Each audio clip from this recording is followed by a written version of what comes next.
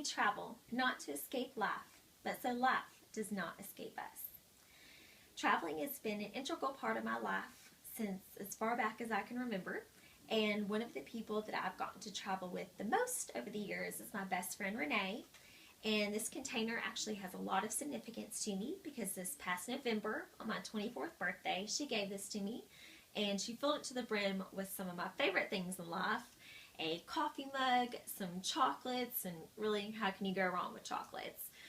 She put some teas in there, just a few of my favorite things, and that was one of the sweetest things anyone has ever done for me. So I've held on to this basket ever since. Also, playing into the traveling aspect of my life, there's a bumper sticker that says I love Ruidoso.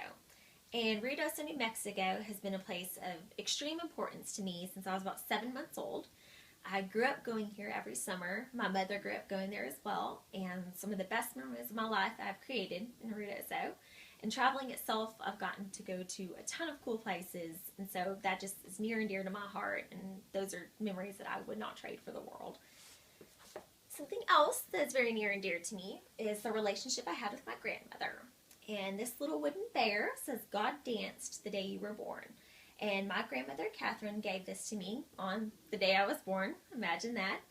And it's set right above my crib, and it is something that I've held on to ever since. And because of that special bond and the wonderful relationship we share, this is something I will continue to treasure forever. Another big part of my life is music, and this guitar pick symbolizes that. My boyfriend is a guitar player. His father also is a guitar player, as is my dad. And I grew up on stage. I played drums, and I also was very involved with theater growing up. So this guitar pick not only symbolizes my love of music itself, but also my love of performing. Something else that has been near to me over the years is the relationships that I've cultivated with a group of girls. There's about 6 of us that I consider to be just extensions of who I am as a person. And one of those girls, Veronica, gathered all of us in a room a few months ago and gave us each a box similar to this one. And after we each opened the box, it had a little rhyme inside of it. And when we put our rhymes together at the end, it revealed that she is pregnant with her first child. So she is expected to have that baby at the end of the summer.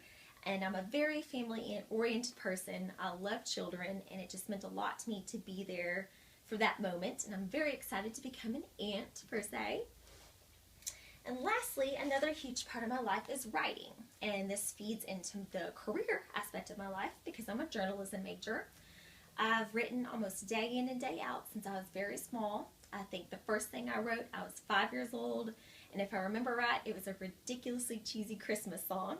But I've continued to write ever since, and both reading and writing are huge passions of mine. And as a fellow writer, Kate Forsyth once said, "May my heart be kind, my mind fierce, and my spirit brave." That is a quote that has resonated with me deeply over the years, and I share that with you guys today, hoping that maybe it will resonate or uplift you guys as well. That is something that if I could, I would spray paint it in bright neon letters above my bed, so it'd be the first thing I'd see every morning.